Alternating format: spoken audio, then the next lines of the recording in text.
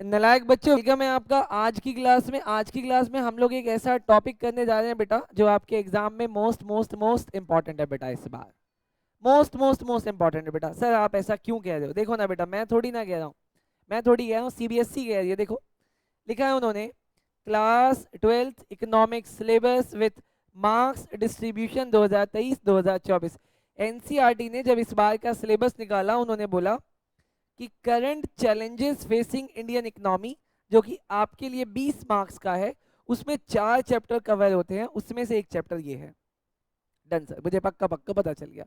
लेकिन बेटा जब उन्होंने सिलेबस निकाला तो उन्होंने लिखा कि हम आपसे 4 चीजें पूछेंगे। मैंने बोला क्या क्या? पहला, हाउ पीपल बिकम रिसोर्स, एक पीपल रिसोर्स कैसे बन गया। Role of human capital in economic development, growth of education sector. Sir ये 3 चीजें हुई, इसके अलावा जो वो नहीं पूछता वो बाकी सारी चीजें हम पढ़ेंगे बेटा। मैं जो आपको अभी पढ़ाने जा रहा हूँ या मेरा जो नोट ड्राफ्टेड है बेटा, बिल्कुल एनसीईआरटी को मैंने कॉपी किया हुआ बेटा, उसके अलावा मैंने कुछ भी नहीं डाला है।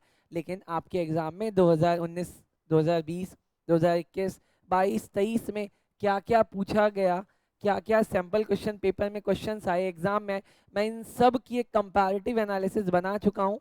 वो मैं आपको दिखाऊंगा, तब आपको पता चलेगा एनसीईआरटी कितना इंपॉर्टेंट है। आ जाओ सर। अब सर, चैप्टर शुरू करने से पहले मैं आपको बता दूं, चैप्टर का नाम है human capital formation in India. नाम से ऐसा लगता है, अंदर रखा हुआ है बेटा, नाम से ऐसा लगता है, आप रख दो मैं देख लूंगा। नाम से ऐसा लगता है ह्यूमन कैपिटल को बनाने का प्रोसेस कह रहे हैं सर। ह्यूमन कैपिटल को बनाने का प्रोसेस। बेटा मैं कोई बायोलॉजी की क्लास नहीं ले रहा, पहली बात तो तो मैं आपको ह्यूमन फॉर्मेशन नहीं, मैं आपको मैं आज आपको ह्यूमन कैपिटल फॉर्मेशन, बेटा ह्यूमन बन चुका बायोलॉजी में, अब हम उस ह्यूमन को कैपिटल बनाएंगे अपने आईडी में। Done sir? चलो सर, अब देखना सर, आपका ये जो चैप्टर है ना बेटा, अगर आप एनसीईआरटी पढ़ते हो तो एनसीईआरटी में इसके लिए टोटल 18 पेजेस हैं बेटा। डन? मैंने बेटा इस 18 पेजेस को ही सब कुछ रखने के बाद 5 पेजेस में कन्वर्ट कर दिया बेटा। इस 18 पेजेस को 5 पेजेस में कन्वर्ट कर दिया और कुछ भी नहीं छोड़ा, कुछ भी नहीं। डन? चलो सर शुरू करा दो सर फिर। चलो सर, पहली चीज शुरू कर रहा हूं। पहली चीज क्या? What is human capital? समझना बहुत आसान है, लेकिन लिखने के लिए कोई कंटेंट नहीं है इसके अंदर, बट फिर भी समझाता हूँ। देखो क्या कहता है, it means turning a human resource, एक ह्यूमन रिसोर्स को टर्न करना। जैसे कि अगर कोई नर्स है, फार्मर है, टीचर है या स्टूडेंट है, उसको ह्यूमन कैपिटल बनाना। लाइक इंजीनियर या डॉक्टर। अभी मुझे पक्का पक्का समझ में आया कि सर अगर कोई नर्स है और नर्स से हमने उसे डॉक्टर बना दिया, मतलब हमने ह्यूमन रिसोर्स को ह्यूमन कैपिटल बना दिया। मतलब अगर एक बच्चा जो 12th क्लास में कॉमर्स पढ़ता है, उसको हमने सीए बना दिया, मतलब हमने ह्यूमन रिसोर्स को ह्यूमन कैपिटल बना दिया। अब मुझे पक्का पक्का समझ में आ गया। अगर समझ में आ गया तो आगे देखो सर, सिंपल सिंपल जनरल बातें लिख दी इन्होंने। Societies need sufficient human capital. ध्यान से पढ़ना बेटा वर्ड। अब वो कह रहा है सोसाइटी को ह्यूमन कैपिटल की जरूरत पड़ती। मैंने पूछा क्यों? कहते हैं in the first place in the form of competent people who have themselves been educated and trained as a professor and other professional. उनका यहाँ पे कहना है सोसाइटी को अगर आप ह्यूमन कैपिटल दोगे तो वो सोसाइटी का ग्रोथ करेगा और नए नए प्रोफेसर्स भी बनेंगे बेटा। तीसरी बात में कहते हैं इन अदर वर्ड, लेकिन मीनिंग कुछ नहीं निकल रहा। We need good human capital. समझा नहीं रहे व्हाट इज ह्यूमन कैपिटल, बस ह्यूमन कैपिटल बताए जा रहे हैं। कह रहे हैं we need good human capital to produce other human capital. एक ह्यूमन कैपिटल चाहिए जो दूसरा ह्यूमन कैपिटल बना पाए। कहने का मतलब अगर एक पढ़ा लिखा आदमी होगा तो वो अपने जैसे बहुत सारे पढ़े लिखे आदमी बना देगा। ये वो वाली बात कर रहा है बेटा, आपको फोकस रखना है ह्यूमन कैपिटल। बेटा अपन ह्यूमन कैपिटल की बात कर रहे हैं, अगर ये एक ह्यूमन कैपिटल होगा तो ऐसे बहुत सारे ह्यूमन कैपिटल बनेंगे, जैसे कि नर्स, फार्मर, टीचर्स, डॉक्टर और इंजीनियर। लास्ट बेटा लाइन देखना, this means that we need investment in human capital. अब बेटा बात तो सही है, वो कह रहे हैं कि अगर इंडिया या कोई दूसरी कंट्री ह्यूमन कैपिटल बनाने में अपना ज्यादा खर्चा करेगी तो कंट्री ज्यादा ह्यूमन कैपिटल बना पाएगी out of human resource. Her country के पास ह्यूमन रिसोर्स होता है, हर कंट्री के पास ह्यूमन रिसोर्स होता है बेटा, पाकिस्तान में भी, अफगानिस्तान में भी है, लेकिन क्या वहां से ह्यूमन कैपिटल बन पा रहा है बेटा, मुझे नहीं पता, लेकिन हम दुनिया के दूसरे सबसे ज्यादा पढ़े लिखे लोग हैं बेटा, हम दुनिया के दूसरे सबसे ज्यादा पढ़े लिखे लोग हैं बेटा, पूरी दुनिया में अगर कोई दूसरा सबसे ज्यादा पढ़ा लिखा देश है तो बेटा वो हम हैं बेटा। अब जरा जल्दी से देख लो, इसमें मैंने अंडरलाइन करने की बहुत कोशिश करी, कुछ नहीं मिला, दो चीजें अंडरलाइन कर दी। दिख गया बेटा कौन कौन सी चीज? पहला, turning a human resource into human capital, done sir. दूसरी चीज, we need investment in human capital to produce more human capital, बात खत्म सर। सर कुछ लिखने को नहीं था सर। आओ सर अब आगे आते हैं सर। अब यहां से बेटा आपके एग्जाम में क्वेश्चन आता है, ये रहा सर एग्जाम, एग्जाम में अक्सर यहाँ से क्वेश्चन आता है, इस बार भी आता है। अब सवाल सर, आप ह्यूमन कैपिटल कैसे बना सकते हो? सोर्स क्या है ह्यूमन कैपिटल के बनाने का बेटा? सोर्स क्या है ह्यूमन कैपिटल को बनाने का? पहला सर, आप ना एजुकेशन पे खर्चा करो, आपका रिसोर्स कैपिटल बन जाएगा। पहली बात, आप अपने रिसोर्स पे खर्चा करो। कौन सा रिसोर्स? ह्यूमन रिसोर्स पे खर्चा करो, वो क्या बन जाएगा? कैपिटल बन जाएगा। सर आप उसके हेल्थ पे खर्चा करो। सर हेल्थ पे क्यों? सर मैं आपको बताता हूँ, अगर कोई बीमार एम्प्लॉई है और कोई अगर पढ़ा लिखा एम्प्लॉई है, अगर कोई बीमार एम्प्लॉई है और अगर कोई पढ़ा लिखा एम्प्लॉई है, तो अगर पढ़ा लिखा एम्प्लॉई है तो वो ज्यादा काम कर पाएगा। सर मुझे दूसरी बात भी समझ में आई बेटा। तीसरी बात बेटा, expenditure in on the job training, आप अपने यहाँ पे एम्प्लॉय को बुलाओ और उनको ट्रेनिंग कराओ। सर एक बात बताओ, मैंने किसी एम्प्लॉय को अपने यहाँ पे बुलाया और मैं कह रहा तुमको काम करा के पैसे दूंगा, उसको मैं सिखा रहा हूँ, सर इससे मेरा क्या फायदा? देखो सर, अगर आप अनस्किल्ड लेबर से अपना काम कराओगे तो वो काम तो करेगा, पैसे भी लेगा, लेकिन बेटा उस प्रोडक्टिविटी से काम नहीं करेगा। इसीलिए मैंने बोला जो भी मेरे यहाँ पे काम करना चाहता है पहले 2 महीना ट्रेनिंग करे, 2 महीना ट्रेनिंग करके मैं उसकी प्रोडक्टिविटी इंक्रीज कर दूंगा। अब जब वो मेरे यहाँ पे 8 महीने काम करेगा, ज्यादा अच्छे से काम करेगा। तीसरी बात सर, तीसरी बात सर, बोला माइग्रेशन। सर माइग्रेशन हम पढ़ क्या रहे हैं बेटा? हम पढ़ रहे हैं source of human capital. Human capital कैसे बनता है? एजुकेशन से। सर ह्यूमन कैपिटल बनता है हेल्थ पे इन्वेस्टमेंट से, ऑन द जॉब ट्रेनिंग से, और सर माइग्रेशन से। सर माइग्रेशन वाला समझा दो बेटा। बहुत सारे लोग पैसा खर्च करते हैं एजुकेशन पे नहीं, हेल्थ पे नहीं, ऑन द जॉब ट्रेनिंग पे भी नहीं, तो फिर वो क्या कहते हैं, गांव से निकल के शहर आ गए। तो बेटा गांव से निकल के शहर आने तक का खर्चा, शहर में रहने का, खाने का, पीने का खर्चा, ये सारा खर्चा उन्होंने क्या किया? सिर्फ और सिर्फ अपने लिए ज्यादा पैसा कमाने के लिए। तो बेटा ये जो खर्चा हुआ ये भी माना जाएगा सोर्स का। क्यों? क्योंकि वो आदमी जब गांव में था उसको जो कला आती थी उस कला को वहां पे कोई खरीदता नहीं था, मतलब उसको नौकरी नहीं मिलती थी, लेकिन उसको शहर में नौकरी मिलने लगी। लेकिन वहां से अब मतलब समझ में आया, किसी एक चीज को एक जगह से उठा के दूसरी जगह पे रख देना भी उसकी प्रोडक्टिविटी बढ़ा देता है। समझाता हूँ बेटा, एक जगह से उठा के दूसरी जगह पे रख देना भी किसी चीज की प्रोडक्टिविटी बढ़ा देता है। बेटा अभी पूरे नॉर्थ इंडिया में या पूरे इंडिया में बोलूँ, सावन का महीना चल रहा था बेटा, नॉन वेज वगैरह बिक नहीं देते, उसकी प्रोडक्टिविटी वहां पे जीरो थी, तो लोगों ने क्या किया, इसको बाहर एक्सपोर्ट करने लग गए बेटा, ताकि इसकी यहाँ पे वैल्यू नहीं है, जहां वैल्यू है वहां पे इसको भेज दो। बेटा लास्ट चीज बेटा, एक्सपेंडिचर ऑन इंफॉर्मेशन। हाँ जी बेटा, आपको पता है जो भी बहुत सारे कैंपस में कंपनीज जाती है, बहुत सारे कैंपस में कंपनीज जाती है, और जब कंपनीज जाती है जाने से पहले रिसर्च करती है, कहीं ऐसा तो नहीं है कि ये कॉलेज वाले अपने यहाँ के बच्चों को फेक नंबर देते हैं बेटा, इस तरीके की इन्फॉर्मेशन भी। अब सर मुझे पक्का पक्का समझ में आ गया कि ह्यूमन कैपिटल को बनाने के 5 तरीके हैं। पहला, पहला एक्सपेंडिचर ऑन एडुकेशन, दूसरा एक्सपेंडिचर ऑन हेल्थ, तीसरा expenditure on the job training, चौथा बेटा migration, and the last one is expenditure on information. Sir ये मुझे पांचों बात समझ में आई। अब बेटा आपके एनसीईआरटी में यही पांचों बातें लिखी हुई हैं, और एग्जाम में अक्सर एक एक करके बात वो लोग पूछते हैं, कई बार पूरा का पूरा क्वेश्चन भी पूछ लेते हैं बेटा। अब देखो बेटा, मैं आपको पहली पहली करके बात दिखाता चला जा रहा हूँ। सबसे पहले, investment in education, it is considered as one of the main source of human capital. Done sir, पहली बात समझ में आई। Spending on education by individual is similar to spending on capital good. कह रहा है इतनी इंपॉर्टेंट बात, कह रहा है कि आप जैसे अपने बच्चे को पढ़ाने लिखाने पे जो खर्चा कर रहे हो, एक कंपनी जो अपने यहाँ पे मशीन खरीदने पे खर्चा करती है, सेम होता है सर। वो मशीन खरीद रही है प्रोडक्टिविटी बढ़ाने के लिए, आप अपने बच्चे को पढ़ा रहे हो प्रोडक्टिविटी बढ़ाने के लिए। अगली line sir, by companies with the objective of increasing future profit over the period of time। Last वाली लाइन बेटा किलर है। Individual invest in education with the objective of increasing their future income। अब समझ में आया बेटा, अगर आप आज काम ना करो, आज चाय वाले के यहाँ पे जाके काम कर लो, और आज अगर पढ़ लो बेटा, 10 साल बाद जो लड़का चाय वाले के यहाँ पे काम करता था और 10 साल बाद आप जो सैलरी डॉन करोगे बेटा, आपकी उसकी सैलरी में जमीन आसमान का फर्क आ जाएगा बेटा। डन सर बेटा, एक ही तो बना बेटा, एक ही तो बना। अब जल्दी से बेटा highlighted point investment in education वाला पढ़ दो बेटा, जल्दी से, जल्दी से पढ़ दो बेटा, जल्दी जल्दी जल्दी, आज के आज खत्म। बहुत बढ़िया बेटा, मुझे लगा। अगला सर देखो, इन्वेस्टमेंट इन हेल्थ बेटा। सर इससे कैसे आप कह रहे हो ह्यूमन कैपिटल बनता है? बनता है बेटा, आपको पता है इंडिया में वो कोई भी कंपनी जिसके यहाँ पे बहुत सारे एम्प्लॉयज काम करते हैं, उनको अपने एम्प्लॉय का मेडिकल इंश्योरेंस लेना पड़ता है। कहते हैं आपका एम्प्लॉय बीमार नहीं होना चाहिए, और अगर बीमार होगा तो आप इलाज कराओगे। सर गवर्नमेंट ने ऐसा क्यों किया? क्योंकि गवर्नमेंट को पता था हेल्थ के ऊपर एक्सपेंडिचर करने से भी आपकी प्रोडक्टिविटी बढ़ती है। देखते हैं sir, health is considered as an important input for the development of a nation as much as it important for the development of individual। कितनी बड़ी बात एक लाइन में कह दी। कह रहे हैं health is considered as important input, किस लिए? For the development of a nation as much as it is important for the development of individual. कहते हैं सर हेल्थ जितना एक कंट्री के लिए जरूरी है, उतना एक इंडिविजुअल के भी जरूरी है बेटा। अ सिक labourer without access of medical facilities is compelled to abstain from work।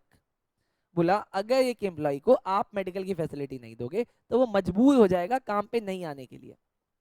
And there is loss of productivity, और अगर वो काम पे नहीं आएगा तो प्रोडक्टिविटी का लॉस। बेटा इंडिया में अगर अनएम्प्लॉयमेंट है, मान लेते हैं इंडिया में अगर अनएम्प्लॉयमेंट है, तो बेटा अनएम्प्लॉयमेंट से हमारी प्रोडक्टिविटी खराब हो रही है। क्यों? क्योंकि वो आदमी जो काम कर सकता था, कुछ बना सकता था, हमने उसको बेरोजगार रखा हुआ है। तो अब मुझे सर पक्का पक्का समझ में आया कि अगर मेरा एम्प्लॉय बीमार हो जाएगा तो मेरी प्रोडक्टिविटी भी खराब हो जाएगी। लेकिन अब बेटा इंपॉर्टेंट एग्जाम में पूछते कि बताओ हेल्थ एक्सपेंडिचर कितने तरीके का होता है? बेटा 5 तरीके का होता है। पहला प्रिवेंटिव मेडिसिन, दूसरा क्यूरेटिव मेडिसिन, तीसरा सोशल मेडिसिन, चौथा provision of clean drinking water, and the last one is good sanitation. Sir आप सब समझाओ बेटा, प्रिवेंटिव एक्सपेंडिचर कौन सा होता है? एक ऐसा खर्चा जो मैं बीमारी को होने से पहले कर रहा हूँ। सर जैसे वैक्सीनेशन, जब हमें वैक्सीन लगती है तब हम बीमार नहीं होते बेटा। जैसे कि इंश्योरेंस का खर्चा बेटा, मैंने इंश्योरेंस लिया हुआ है, मैं बीमार हूँ क्या? नहीं सर, फिर भी मैंने ले लिया, मतलब प्रिवेंटिव, रोकने के लिए बेटा, रोकने के लिए, मैंने रोकने के लिए ले लिया बेटा। क्यूरेटिव बेटा, अब मैं बीमार हो गया, मैं उसके इलाज के लिए कर रहा हूँ, जैसे मेडिकल इंटरवेंशन ड्यूरिंग इलनेस, आप ऐसे समझो हॉस्पिटलाइजेशन, हॉस्पिटलाइजेशन एग्जाम्पल है बेटा क्यूरेटिव का बेटा। तीसरा है बेटा सोशल मेडिसिन, सोशल मेडिसिन का मतलब क्या है सर? अवेयरनेस। क्या बोला? अवेयरनेस बेटा। और बेटा दो चीजें इंपॉर्टेंट बोला, क्लीन ड्रिंकिंग वाटर और गुड सैनिटेशन बेटा।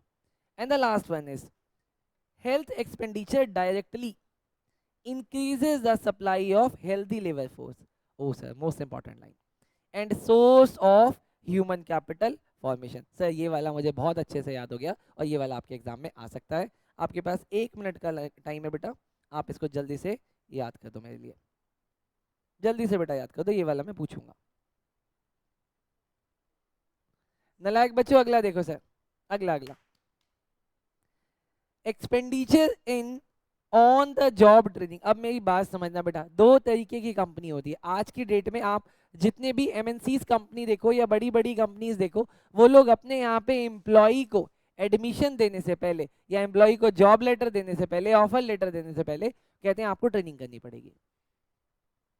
एम्प्लॉय कहता है सर अगर मेरे पास ट्रेनिंग के पैसे होते तो मैं क्या आपके पास काम करने के लिए आता? तो एम्प्लॉयर कहता है मैं आपको ट्रेनिंग कराऊंगा, मैं आपको ट्रेनिंग कराऊंगा। क्या ट्रेनिंग कराने का खर्चा नहीं लगता? लगता है सर। क्या आपको एक बात पता है, मैं भी बहुत सारी कंपनीज के लिए उनके यहाँ के अकाउंट स्टाफ को कई बार सेमिनार लेके आता हूँ बेटा, उनको लेक्चर देके आता हूँ, उनको बहुत सारी चीजें समझा के आता हूँ एज अ सीए बेटा।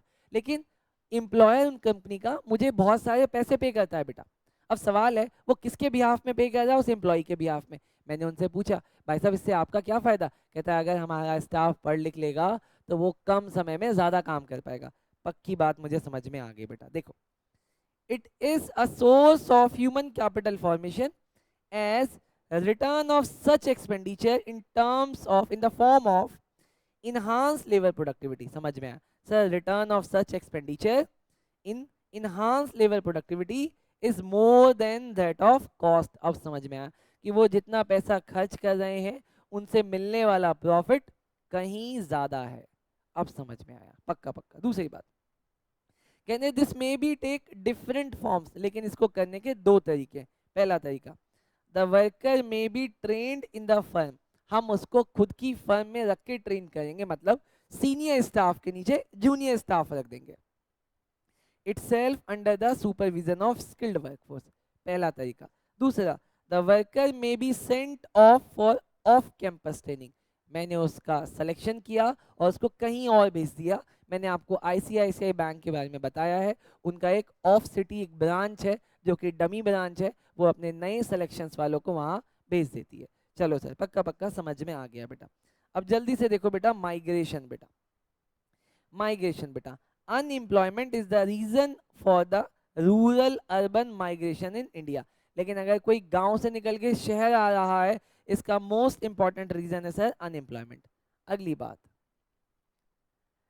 People migrate in search of job that fetch them higher salary than what they may get in their native places, समझ में आया? जो उनको गांव में सैलरी मिल रही थी, अब शहर में आने के लिए ज्यादा मिलेगी, लेकिन ज्यादा मिलने के लिए उनको अब किराए पे मकान लेना पड़ेगा। शहर में चीजें महंगी होती हैं, ये सब भी तो एक तरीके का कॉस्ट है। बस वो माइग्रेशन में यही समझा रहा है कि एक गांव से निकला आदमी जो गांव में पहले 1000 रुपीज पर डे कमाता था और गांव में उसका कोई खर्चा नहीं होता था, शहर में आके वो 5000 पर डे कमाने लग गया, लेकिन उसका खर्चा 2000 होने लगा है। तो कंपैरेटिवली अगर मैं देखूं तो सैलरी तो 1000 से 3000 ही बढ़ी।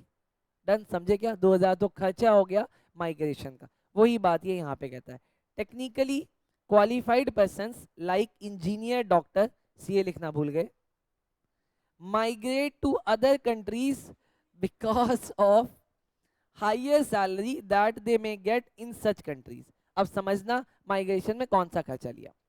Migration in both these cases बेटा, पहला जब आप रूरल से अर्बन में आए, दूसरा जब आप अपनी कंट्री से, डोमेस्टिक कंट्री से किसी इंटरनेशनल जगह चले गए।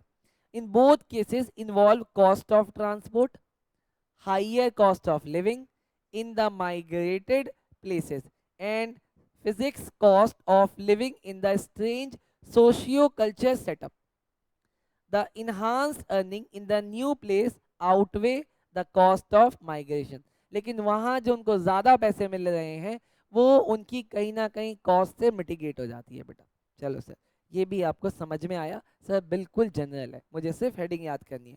Last sir, expenditure on information बेटा, एमसीक्यू आया हुआ है लास्ट टाइम बेटा, इसमें से पढ़ना।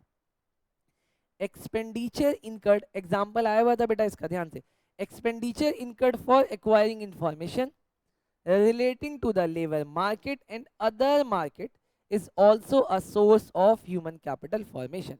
मेरे पास बेटा अभी एक प्रॉपर्टी डीलर का कॉल आया, कहता है प्रसन्नजीत नाम है ना आपका? मैंने कहा हाँ प्रसन्नजीत नाम है। कहते हैं आप प्रॉपर्टी देख रहे हो क्या? मैंने कहा भाई मैं प्रॉपर्टी देख रहा हूँ, लेकिन तुझे ये बात कैसे पता चली? तो वो हंसने लगा, कहता भाई साहब आप उन सब चक्करों में मत पड़ो। मैंने कहा तो मुझे तेरे से बात ही नहीं करनी, सवाल उसको ये इन्फॉर्मेशन कहाँ से मिली? बेटा इसका मतलब मेरा डेटा किसी ने उसको बेचा। एक्सपेंडिचर ऑन इंफॉर्मेशन, कोई है जो इंफॉर्मेशन खरीद रहा है। दोबारा देखो बेटा, अब आपको समझ में आएगा पक्का पक्का। Expenditure incurred for acquiring information, लेकिन किसका? Relating to labour market and other market is also a source of human capital formation. अब आप मेरे से एक बार पूछो तो सही, सर किसी की इंफॉर्मेशन लेने से कैपिटल कैसे बना? किसी की इंफॉर्मेशन लेने से कैपिटल कैसे बना? अभी तक नहीं बना, अब बनेगा। सर मैंने इंफॉर्मेशन कलेक्ट कर ली और अब मुझे पता चल गया कहाँ पे पढ़ा लिखा बच्चा है और कौन अच्छा बच्चा है। अब देखो, people spend to acquire information relating to the labor market and other market like education and health. Example देखो पक्का समझ में आएगा। People want to know the level of salaries associated with various type of job. ये sir पहली information आ गई बेटा। एक वेबसाइट है, वेबसाइट का नाम है glassdoor.com, जो सिर्फ सैलरीज बताती है आपको कि किस कंपनी में किस एम्प्लॉय को कितनी सैलरी मिलती है। सवाल है उनको ये इन्फॉर्मेशन कहाँ से मिली? कहाँ से मिली जाने दो बेटा, लेकिन वो एग्जैक्ट इन्फॉर्मेशन बता देती है किस कंपनी के किस एम्प्लॉय के किस पोस्ट को कितनी सैलरी मिलती है। वेबसाइट का नाम नोट करो बेटा, ग्लास डोर। अब से अगर आपका आके दोस्त बोले ना मैं फलान जगह काम करता हूँ और मेरी तनख्वाह इतनी है, तुरंत जाके पता कर लेना और जाके उसको कहना झूठ बोलता है, मुझे पता चल गया तेरी सैलरी कितनी है। चलो सर अगला, whether the educational institution provide the right type of employable skill and at what cost। ओ तरीके, अब पता चला कि अगर आप किसी बड़े कॉलेज से पढ़ रहे हो, बेटा ये मैं नहीं बोल रहा, ये बोल रहा है, कह रहा है कि अगर आप किसी बड़े कॉलेज से पढ़ रहे हो, नाम नहीं ले रहा किसी कॉलेज का, तो वो कह रहे हैं कि उस कॉलेज में पढ़ने की कॉस्ट क्या थी और उन्होंने आपको कैसी स्किल्स दी, हम सैलरी उसके हिसाब से डिसाइड करेंगे। मतलब अगर आप किसी कॉलेज में 10 लाख रुपए लगा के पढ़ते हो तो सैलरी भी उसी तरीके की होगी, और अगर मैं किसी कॉलेज में 5,000 रुपए लगा के पढ़ रहा हूँ तो क्या है, सैलरी भी वैसे ही रखेंगे। सही, तो बदमाशी हो गई। सर बदमाशी हो तो हो, बस आपके पास अब फिर से 1 मिनट का टाइम है, मैं आपसे ह्यूमन कैपिटल पूछूंगा, सोर्स ऑफ ह्यूमन कैपिटल के वो 5 पॉइंट पूछूंगा और अंदर का कंटेंट पूछूंगा। बेटा मैं आधे आधे मिनट के लिए स्क्रीन पे सारी चीजें रखूंगा, आप देख लो बेटा। चलो सर, सबसे पहले ये देख लो बेटा, आधे मिनट के लिए। हाँ, आई एम नोट। नलायक बच्चों, एनर्जी को बिल्कुल डाउन मत करो, दोबारा शुरू करो। नई चीज इस बार आपके एग्जाम में आने के, मैं नहीं कह रहा कि ए एनालिसिस में है, लेकिन सी एनालिसिस में ये है आने के लिए बेटा। डन, सी एनालिसिस में बेटा। बेटा मैं झूठ थोड़ी बोल दूंगा कि नहीं आएगा एग्जाम में, आएगा तो आएगा। सर क्या है, सर एक बात बताओ, अगर आप आज डैडी बन गए, आप आज डैडी, चलो कुछ बच्चे मदर भी बन गए सर, अगर आप आज डैडी बन गए या मदर बन गए तो आप अपना पैसा किसके ऊपर खर्च करना चाहोगे? अपने बच्चे को पढ़ाने के लिए, या आप बच्चे से कहोगे बेटा तू साइड बैठ, तुझे जो जो चीजें चाहिए मैं तेरे को सब ला के देंगे, वो करोगे? बेटा जल्दी बोलो। वो बेटा मोबाइल में लगा हुआ, तू तो बेटा मोबाइल दिलाएगा ना बच्चे को? आओ सर, देखना सर, एक होता है बेटा फिजिकल कैपिटल, एक होता है बेटा ह्यूमन कैपिटल। मैंने अपना बहुत बड़ा छोटा सा घर, मैंने अपना छोटा सा घर अब बड़ा बना लिया है बेटा, ये मैंने क्या किया? फिजिकल कैपिटल इंक्रीज किया। मैंने अपनी छोटी सी गाड़ी बेटा अब बड़ी सी गाड़ी बना ली है, मैंने फिजिकल कैपिटल इंक्रीज किया। लेकिन बेटा मैं अब जब डैडी बन गया हूं, मैं अब जब डैडी बन गया, मैंने अपने काले नलायक से बच्चे को, अच्छा, मैंने अपने बिल्कुल बेकार नलायक गधे मूर्ख बच्चे को पढ़ा लिखा के बेटा सीए बना दिया है बेटा। डन, क्या क्या बना वो? Human capital. अब समझो सर दोनों में डिफरेंस क्या है, एग्जाम में आ रहा है सर डिफरेंस। चलो सर देखो, अब देखो बहुत आसान है। जो आपका फिजिकल कैपिटल होता है ना, जैसे घर गाड़ी सोना दुकान, बेटा फिजिकल कैपिटल टेंजिबल होता है, लेकिन ह्यूमन कैपिटल इंटेंजिबल होता है। उसके बाद क्या बोला सर, आपका जो टेंजिबल होता है वो इजीली बिक सकता है, इजीली सोल्ड है, लेकिन मैडम क्या आप अपना बच्चा पढ़ा लिखा के बेच दोगे? वो कहिए मैं बेच दूंगी। बहुत बढ़िया मैडम, बेच देना आप अपना बच्चा। लिखा है it is indigenously built in the body and mind of its owner. बेटा मैं जो नॉलेज देता हूं ना बेटा, वो नॉलेज उस ह्यूमन बीइंग के बॉडी और माइंड में आती है और वो उसका ओनर बन जाता है। अब उसको समझ है कि मुझे बिकना है कि नहीं बिकना है। डन, अगला sir, the physical capital is separable from its owner. हाँ बेटा, मकान किसी ने बनाया, आपको रेमंड की स्टोरी तो पता है ना बेटा, रेमंड का मालिक कितना साल पुरानी कंपनी है, उसने अपनी सारी प्रॉपर्टी अपने बच्चों के नाम कर दी, बोले कि बच्चों अब तुम संभालो। बच्चे इतने होशियार, पापा मम्मी को घर से बाहर निकाल दिया, भागो तुम लोग। हाँ बेटा, रियल स्टोरी है। उसके पापा मम्मी केस लड़ रहे हैं कि हमें कम से कम एक छोटी सी खोली तो दे दो रहने के लिए। तो बेटा अभी समझे क्या, कभी भी ट्रांसफर नहीं करना। सर अब मुझे समझ में आया, फिजिकल कैपिटल, फिजिकल कैपिटल क्या बोला? Physical capital is separable from its owner, इसको इसके ओनर से अलग किया जा सकता है, लेकिन ह्यूमन कैपिटल को ह्यूमन से अलग नहीं किया जा सकता। देखो बेटा, human capital is not sold in the market. Done sir, अगला, physical capital is completely mobile. अरे मोबाइल बोले तो एक जगह से उठा के कहीं भी भेज दो, लेकिन बेटा ह्यूमन कैपिटल कंप्लीटली मोबाइल नहीं है। क्या रीजन है कंप्लीटली मोबाइल का नहीं? जैसे अगर मैं पढ़ा लिखा नहीं, जितना पढ़ा था बस इतना ही पढ़ा, अब इसका पासपोर्ट नहीं बन रहा, क्या ये एक जगह से उठ के दूसरी जगह चला जाएगा? नहीं जाएगा सर। ये दुबई कतर भूटान वगैरह तो चला जाएगा, छोटी छोटी कंट्रीज में चला जाएगा, लेकिन यूएस से यूरोप यहाँ बेचारा नहीं जा पाएगा। डन, चलो sir the service of human capital R sold. बेटा ह्यूमन कैपिटल नहीं बेच सकते, लेकिन ह्यूमन कैपिटल की सर्विसेज को बेच सकते हैं। बेटा आगे देखो बेटा, human capital is not perfectly mobile between countries as movement is restricted by nationality and culture. बेटा ये बोला कंप्लीटली मोबाइल, और इसके लिए क्या बोला, नॉट परफेक्टली मोबाइल। बोला जा सकता है, बट सर फर्क पड़ता है किसका, नेशनैलिटी का और कल्चर का। अगली बात सर, continuous use of machines lead to depreciation. एक मिनट सर, मशीन को कंटिन्यू यूज करने से उसके ऊपर क्या लगेगा, डेप्रिसिएशन। सर इसका मतलब फिजिकल कैपिटल में डेप्रिसिएशन लगता है। आप मुझे बताओ क्या ह्यूमन कैपिटल में भी डेप्रिसिएशन लगता है?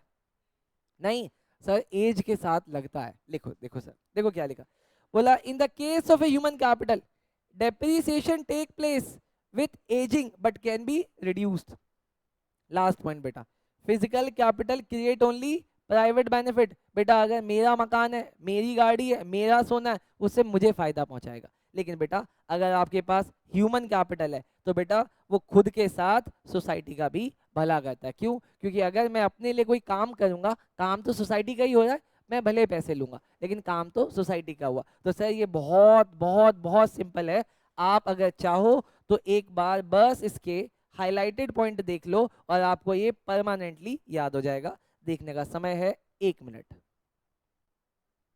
बेटा अभी तक हम लोग चैप्टर के लिए बेसमेंट बना रहे थे, कंक्रीट बिछा रहे थे, बन गया। अब शुरू होता है बेटा चैप्टर। एक्चुअली में चैप्टर एग्जाम में क्वेश्चंस यहीं से आते हैं बेटा। सबसे पहला सवाल, क्या ह्यूमन कैपिटल, क्या ह्यूमन कैपिटल इकोनॉमिक ग्रोथ में हेल्प करता है? पहला सवाल, क्या ह्यूमन कैपिटल इकोनॉमिक की ग्रोथ में हेल्प करता है? देखो ये बात सच है या झूठ है मुझे नहीं पता, लेकिन इन्होंने क्या पढ़ाया, ये कहते हैं educated person generate more income. Exam में सीधा सीधा क्वेश्चन आया हुआ है, ऐसे लिखा हुआ है, educated person generate more income inverted commas explain. वहां पे आपको ये एक्सप्लेन करना है। जैसे कि देखो सर, इकोनॉमिक ग्रोथ का मतलब क्या होता है, पहले आप ये देख लो। It means increases in real national income of a country. Done sir, आगे। The labour skill of an educated person is more, अच्छा स्किल जो है वो एजुकेटेड पर्सन का मोर है than that of uneducated person, and that the former generate more income than the latter. इसीलिए जो educated person है वो ज्यादा इनकम बना पाता है in comparison to uneducated person. Naturally, the contribution of educated person to economic growth is more than that of the illiterate person. अब इन्होंने ना naturally भी ये बात बोल दी बेटा, जनरली वर्ड यूज नहीं किया, इन्होंने बोला नेचुरली। जनरली क्या हो रहा है मुझे नहीं पता, वो कहते हैं नेचुरली सर पढ़ा लिखा आदमी ज्यादा इनकम कंट्रीब्यूट करेगा। अगली बात, educated education provide knowledge to understand change in the society and scientific advancement and facilitate invention and innovation. अब इन्होंने यहाँ पे अच्छी बात बोली जिसके बेसिस पे आपके fill in the blanks MCQ बन सकते हैं। उन्होंने बोला सर आप पढ़ाई लिखाई से समझ सकते हो कि सोसाइटी में क्या चेंजेस हो रहे हैं, कौन कौन से साइंटिफिक एडवांसमेंट आ रहे हैं, या इन्वेंशन या इनोवेशन में हेल्प करता है। लास्ट बात, the availability of educated labour force facilitate adoption of new technologies. Sir मुझे पक्का पक्का ये वाली भी बात समझ में आई। इन्होंने सर घुमा फिरा के सीधी सीधी एक बात बोली, पढ़ा लिखा आदमी हर चीज कर सकता है इन कंपैरिजन टू अनपढ़ आदमी, और पढ़ा लिखा आदमी कमाता भी ज्यादा है। चलो सर आगे देखते हैं।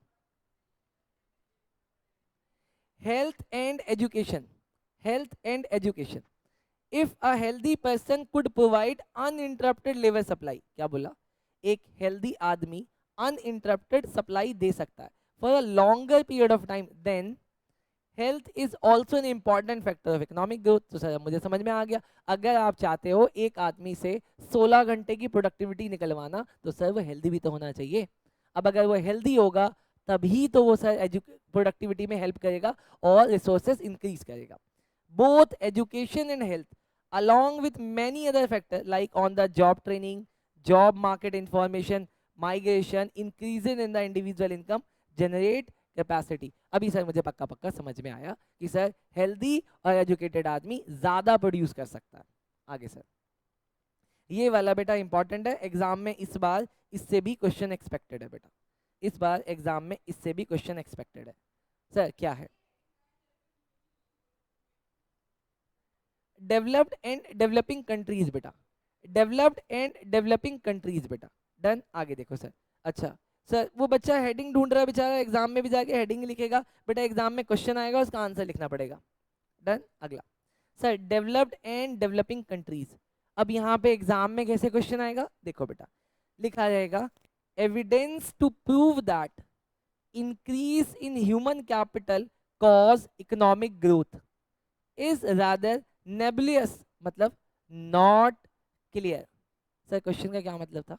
वो इस तरीके का एक पैराग्राफ लिखेगा और लिखेगा एक्सप्लेन। दोबारा लाइन सुनो, कह रहे evidence to prove that increase in human capital causes economic growth. पहली चीज कह रहे हैं कि सर अगर आपके यहाँ पे ह्यूमन कैपिटल इंक्रीज होगा ना तो सर इकोनॉमिक ग्रोथ इंक्रीज होगा। मैंने बोला ठीक बात है, बोला इज रैदर नॉट क्लियर, इन्होंने वर्ड यूज किया न्यूबिलस। अब देख लो बेटा इस वर्ड का मतलब, अब एग्जाम में तो लिखा आएगा न्यूबिलस, लेकिन आपको इसका मीनिंग पता होना चाहिए। तो सर एनसीईआरटी वालों ने इसका मीनिंग नहीं दिया, इसका मीनिंग क्या बेटा? Not clear. बोलो पक्का पक्का समझ में आया? क्वेश्चन ने क्या बोला? क्वेश्चन कहता है कि sir human capital, human capital economic growth में कंट्रीब्यूट करता है, पर ये बात क्लियर नहीं है, एक्सप्लेन करो। अब मैं इसको एक्सप्लेन कर रहा हूँ बेटा, क्या सवाल बोला दोबारा बोल रहा हूँ। ह्यूमन कैपिटल इकोनॉमिक ग्रोथ में कंट्रीब्यूट करता है पर ये क्लियर नहीं है, आप इसको एक्सप्लेन करो, समझाओ। समझाने लग रहा हूँ।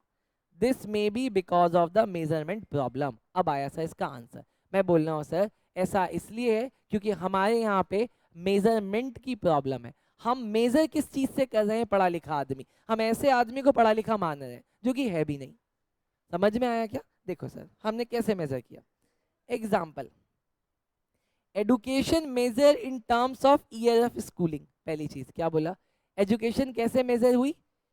ईयर ऑफ स्कूलिंग से, कि ये कितने साल स्कूल गया है।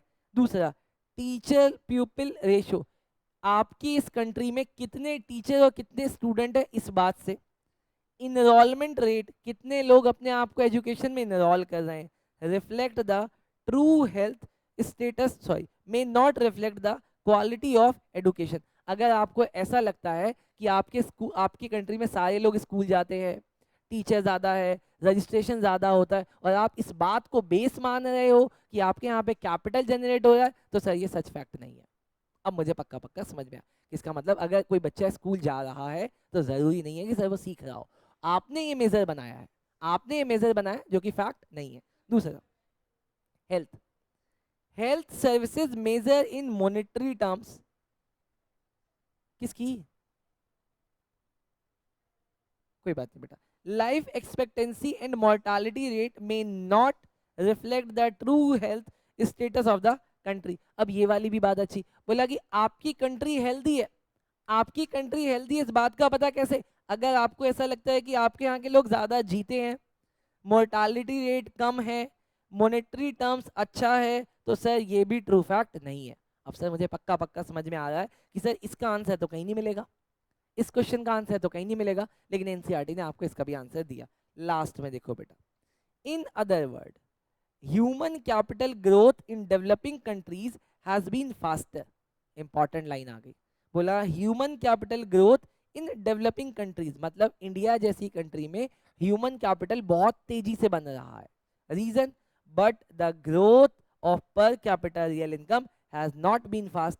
अब सर पक्का पक्का मुझे समझ में आ गया, अब पक्का पक्का समझ में आया। तुमने जो ये एक्सप्लेन किया था ना ऊपर कि इसको समझाओ, मैंने नीचे समझा दिया। पता ऊपर में उन्होंने क्या बोला था? दोबारा देखो, इंपॉर्टेंट है इसलिए 4 बार बता रहा हूँ। वो कह रहे थे सर आपने ना ये एविडेंस से प्रूफ किया कि आपके यहाँ पे जितना कैपिटल है जरूरी नहीं है कि उससे इकोनॉमिक ग्रोथ हो। मैंने बोला हाँ। क्या? मैं कहा सर आप डेवलपिंग नेशन का एग्जांपल देख लो। सर डेवलपिंग नेशन ज्यादा ग्रोथ करता है ह्यूमन कैपिटल का, बट फिर भी वहां पे रियल नेशनल इनकम कम होती है। ओ आई सी सर, आगे अब यहाँ पे there are reason to believe that casualty between human capital and economic growth flows in either direction. जब आपका, अब ये वाला भी इंपॉर्टेंट है समझना, लेकिन बेटा जब आपकी कंट्री में पैसा ज्यादा आने लगता है तो सर इकोनॉमिक कैपिटल कम बनने लगता है। लेकिन जब आप इकोनॉमिक कैपिटल पे ज्यादा खर्चा करने लग रहे हो तो सर आपका इकोनॉमिक ग्रोथ कम होने लग रहा है। सर इन्होंने बोला इनके बीच में ईदर डायरेक्शन में रिलेशनशिप है। लास्ट बात, that is higher income cause building of higher level of capital. जब आप ज्यादा कमाने लगते हो, बेटा बेटा बेटा हमने देखा है सर रूरल एरिया में लोग अपनी बेटियों को नहीं पढ़ाते, तभी आज के समय में भी मोदी जी को स्कीम चलानी पड़ी थी, बेटी पढ़ाओ बेटी बचाओ स्कीम। बेटा मतलब गांव में आज भी लड़कियों को नहीं पढ़ा रहे, चलो लड़कों को भी नहीं पढ़ा रहे। सर इसकी दिक्कत ये नहीं है कि वो पढ़ाना नहीं चाहते, सर उनके पास पैसा भी नहीं है सर। लेकिन जब उनके पास पैसा आता है, हाइयर इनकम आता है, तो वो खर्च करने लग जाते हैं किस पे, ह्यूमन कैपिटल बनाने में, तो सर ग्रोथ रुक जाती है। And vice versa, that is high level of human capital cause growth of national income. बोलो सर पक्का पक्का समझ में आया? अब सर इंपॉर्टेंट बात ये देख लेना, ये वाला आपको पक्का पक्का समझ में आना ही पड़ेगा बेटा। नहीं बेटा बिल्कुल समझ नहीं। 7th 5 ईयर प्लान, गवर्नमेंट जब 7वां 5 ईयर प्लान लेके आ गई, बेटा मोबाइल में नहीं दे देखना, ओके। गवर्नमेंट जब 7वां 5 ईयर प्लान लेके आई तब उनको पता चला अच्छा हमें भी ह्यूमन कैपिटल डेवलप करना है। देखो the 7th 5 year plan says, क्या कहता है the 7th 5 year plan says human resource development, I mean human capital, has necessarily to be assigned a key role in any development strategy, particularly in a country with a large population। कह रहे हैं 7th 5 year plan में उन्होंने आके ये बात कही, क्या कहते हैं, ह्यूमन रिसोर्स का डेवलपमेंट जरूरी है असाइन करना की रोल किसी भी डेवलपमेंट स्ट्रैटेजी के लिए, पर्टिकुलरली एक ऐसी कंट्री में जहां पे लार्ज पॉपुलेशन है। मुझे पक्का बात समझ में आया सर, ये इंडिया की बात हो रही है, ये इंडिया की बात हो रही है। एक ऐसी कंट्री जहां पे बहुत ज्यादा पॉपुलेशन है, वहां पे जरूरी है कि आप रिसोर्स को डेवलप करने के साथ साथ अपना ह्यूमन कैपिटल भी डेवलप करो। Sir trend and educated on sound line, a large population can itself become an asset, accelerating economic growth and ensuring social changes in the desired direction. उन्होंने बोला आप अपना पैसा खर्च करो इसको बनाने में, बेटा जब ये 2 बन जाएंगे ना, ये अपने आप 4 बना लेंगे सर, और ये 4 अपने आप 8 बना लेंगे बेटा, डन, कैपिटल बनाते चले जाएंगे। अब बेटा वो जिसके बेसिस पे एग्जाम में क्वेश्चन आता है, ये डेटा बस आपको समझ में आना चाहिए, एनालाइज आप कर दोगे, बस आपको ये डेटा समझ में आना चाहिए। मैं आपको डेटा एक्सप्लेन करता चला जा रहा हूँ।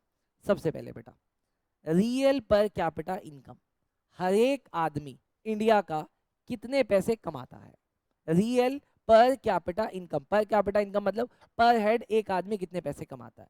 बेटा 1951 में हम लोग 7,651 रुपए पर हेड कमाते थे, लेकिन 2016-17 में वो 77,000 हो गया बेटा, ऑलमोस्ट ऑलमोस्ट 10,000 इंक्रीज कर गया, सॉरी 10 टाइम्स वो लोग इंक्रीज कर गया।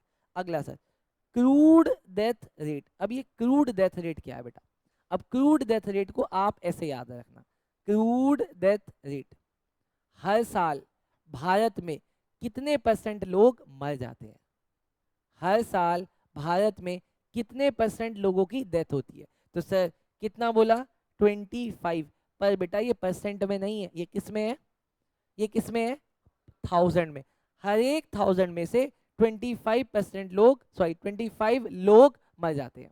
लेकिन बेटा अब ये देखो क्या हो गया है, कम हो गया है। तो अब एक बात बताओ इसका इम्पैक्ट कहाँ आ रहा होगा, आपको पता है हमारे देश में 1950 के समय कोई पॉपुलेशन ज़्यादा नहीं थी, क्योंकि जितने लोग मरते थे उतने लोग पैदा होते थे। लेकिन बेटा अब साइंस यहाँ पे आ गया, हमने मरने वालों की संख्या तो कम कर दी, बट पैदा आज भी उसी स्पीड से हो रहा है, इसीलिए पॉपुलेशन का एक्सप्लोजन आ गया। डन, चलो सर समझ आया सर, पक्का पक्का। हर साल हमारे देश में 1000 में से अब 6 लोग मरते हैं बेटा, डन, इसीलिए बहुत ज्यादा हमें दिखता भी नहीं है ना। अगला इन्फेंट मोर्टालिटी रेट क्या होता है बेटा, इन्फेंट मोर्टालिटी रेट का बच्चों के अंदर बहुत सारा मिसकंफ्यूजन है, अब आप सुनना बेटा, वो कंफ्यूजन दूर करो अपना। इन्फेंट मोर्टालिटी रेट का मतलब क्या है, एक बच्चा जो आज बॉर्न हुआ और बॉर्न होने से लेके उसने अपना पहला बर्थडे मनाने से पहले पहले, फर्स्ट बर्थडे मनाने से पहले पहले उसकी डेथ हो गई। पहले बेटा ये कितना था 146, अब ये कितना हो गया है 33। डन सर, बोलो सर समझ आया। ये भी बेटा किसमें, 1000 में कि 1 लाख में, बेटा ये भी 1000 में। अब अगला देखो sir, life expectancy at birth, बेटा इन तीनों की डेफिनेशन भी एग्जाम में आ सकती है, मैंने इसको 1 लाइनर में रखा हुआ है। लाइफ एक्सपेक्टेंसी एट बर्थ, मतलब लाइफ एक्सपेक्टेंसी एट बर्थ का मतलब आप जिस दिन पैदा हुए उस दिन से लेके कितने दिन बाद आपकी डेथ होगी। पहले बेटा एवरेज भारत में एक मैन 37 ईयर जीता था और औरत 36। औरत कम जीती थी, मैन ज्यादा जीता था। अब मैन कम जी रहा है बेटा, मैन कितना 67 और फीमेल कितना बेटा 70। लास्ट है बेटा लिटरेसी रेट। बेटा आगे इस लिटरेसी रेट को और एक्सपेंड करूंगा बेटा, पहले 16.67 था, अभी 76 है बेटा। बोलो सर सब समझ में आया? एक बार मैं आपको दोबारा जल्दी से एक बार और एक्सप्लेन कर देता हूं बेटा। बेटा क्रूड डेथ रेट का मतलब है एवरी ईयर हमारे यहाँ पे 1000 में से कितने लोगों की डेथ होती है। इन्फेंट मॉर्टालिटी रेट का मतलब है कि from date of birth till first birth date तक जो लोग चलते हैं बेटा। लाइफ एक्सपेक्टेंसी आप पूरे जीवन में कितना जीते हो। लिटरेसी रेट बेटा कितना आपका लिटरेसी रेट है बेटा। अब आ गया नई चीज, पहले ना आपके सिलेबस में था कि इंडिया कितने साल बाद, इंडिया कितने साल बाद बेटा, इंडिया कितने साल बाद कितने ट्रिलियन की इकोनॉमी बनेगा, लेकिन अभी वो आपके डेटा से हटा दिया बेटा। अब उन्होंने क्या डाला, द नेशनल एजुकेशन पॉलिसी 2020। अब इसने पता है क्या बहुत जनरल जनरल बात करी है, मैं बस आपको एक बार रीड करा देता हूँ, आप पढ़ लेना बेटा। चांसेस हैं एग्जाम में आए, बट मैं इसको एबीसी कैटेगरीज में नहीं रख रहा। It state that the world is undergoing rapid change in the acknowledge landscape. कह रहे हैं पूरी दुनिया आगे बढ़ रही है नॉलेज के बेसिस पे, लेकिन बेटा with various dramatic and scientific and technological advancement से हो क्या रहा है बेटा, अब समझना, लोगों को हटाया जा रहा है। कहाँ से? देखो, such as rise of big data, machine learning, artificial intelligence, many unskilled job world wide may be taken over by the machine. तो बेटा आप अपने आप को अनस्किल्ड मत रखना, ना ही सेमी स्किल्ड रखना, आप अपने आप को स्किल्ड बनाओ, नहीं तो बेटा मशीन आपकी जॉब खा जाएगी। पहली बात।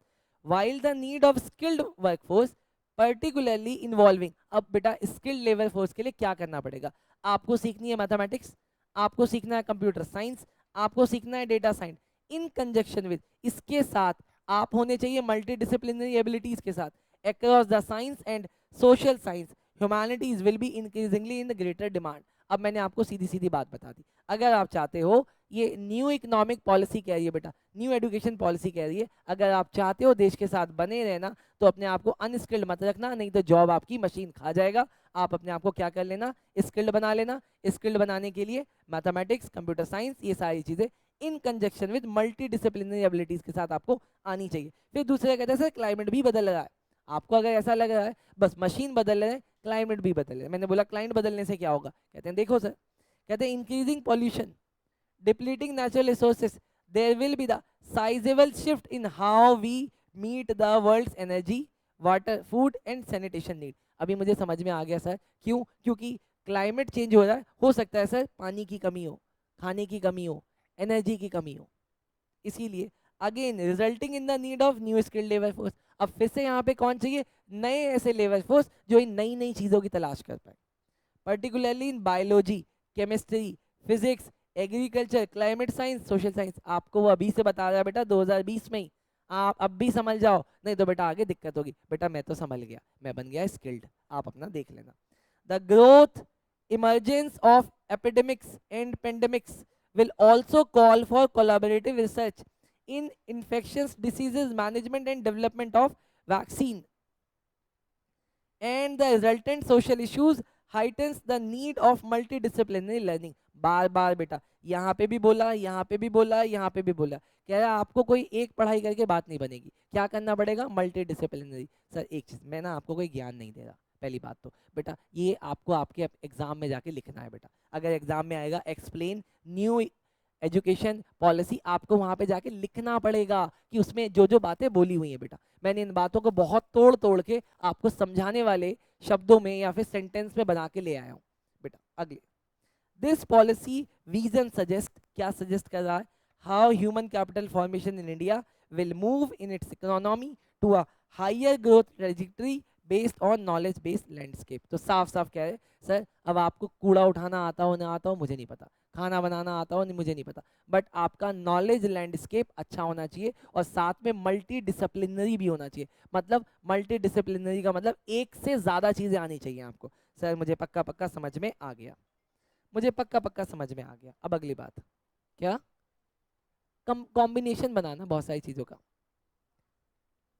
हाँ ओके सर, अगला human capital and human development. क्या बोला, क्या बोला सर? आप याद करो जब मैंने चैप्टर शुरू किया तो मैंने आपको क्या पढ़ाया था, देखो ना सर। मैंने आपको क्या बोला, अरे मैडम देखो ना इधर एक बार, मैंने आपको क्या बोला? Human resource. ओए, मैंने क्या बोला? बोला ह्यूमन रिसोर्स से क्या बनाना, ह्यूमन कैपिटल। लेकिन सर ये तो नई चीज लेके आ गया, ये क्या बोल रहा है सर? ये बोल रहा है human capital and human development. एक मिनट एक मिनट एक मिनट, अगर मैं आपको बोलूं मैं इसको इंपॉर्टेंट मार्क कर रहा हूं और मैं इसको ए एनालिसिस में रख रहा हूं तो मेरी बात मानोगे? इंपॉर्टेंट भी और ए एनालिसिस में भी रख रहा हूं, और ये इतना कंफ्यूजिंग है कि आप एग्जाम वाले दिन तक कंफ्यूज रहोगे अगर मेरे से नहीं पढ़ोगे। मेरे से पढ़ोगे तभी समझ में आएगा, वरना नहीं समझ में आएगा। किताब पढ़ लेना चाहे बेटा, नहीं आएगा, ये इतना कंफ्यूजिंग है। अब पढ़ो मेरे साथ। क्या बोला? ह्यूमन कैपिटल और दूसरा बेटा ह्यूमन डेवलपमेंट। पहले क्या बोला? Human capital. आपको ह्यूमन कैपिटल आता है। अब मुझे बताओ ह्यूमन कैपिटल के सोर्स कौन से हैं बेटा? वो 5 सोर्सेज है, आपको पता है। लेकिन अब अगला बोला ह्यूमन डेवलपमेंट का क्या मतलब है? ह्यूमन कैपिटल समझ में आया, ह्यूमन डेवलपमेंट का क्या मतलब है? डन सर, देखना मेरे साथ देखोगे समझ में आएगा। देखो, बोला सबसे पहले human capital, it consider education and health as a mean to increase level productivity। मतलब समझो सर। बेटा इसके नीचे एक पिक्चर भी बनानी है आपको। ये एक आदमी है, ये आदमी कमाता था बेटा 100 रुपए। डन। इसने बेटा कर ली स्टडी और बेटा इसने कर लिया जिम। डन। एडुकेशन भी कर लिया और हेल्थ भी बना ली। बेटा इन दोनों चीजों को करने के बाद इसकी सैलरी, इसकी सैलरी बेटा, अब देखो बेटा इसका डोला आपको दिख रहा होगा। डन बेटा, और इसका दिमाग भी देखो बड़ा हो गया पहले से, पढ़ाई लिखाई कर ले बेटा। हाँ, बदतमीजी रही हो जीवन भर बेटा। अब इसकी सैलरी होगी बेटा 1000। अब इसकी सैलरी होगी बेटा 1000। अब समझना बेटा, ये यही समझाने की कोशिश कर रहा है। बोल रहा है it consider education and health as a mean to increasing the level productivity. ये पूरा चैप्टर आपको मतलबी बना रहा था। ये पूरा चैप्टर आपको कह रहा था कि अगर आप पढ़ लोगे, हेल्थ में काम कर लोगे तो आप ज्यादा पैसे कमा पाओगे, आप ज्यादा पैसे कमा पाओगे। सर समझ में आ गया, इंक्रीज लेवल प्रोडक्टिविटी, पक्का पक्का समझ में आ गया। लेकिन सर डेवलपमेंट का मतलब क्या होता है? मैडम, भाई साहब, डेवलपमेंट का मतलब क्या होता है? बेटा मेरी दादी भी बहुत पढ़ी लिखी थी, मेरी दादी भी बहुत पढ़ी लिखी थी, मेरे दादाजी भी बहुत पढ़े लिखे थे। नहीं सीरियसली बेटा, मेरी दादी और दादाजी दोनों पढ़े लिखे थे बेटा।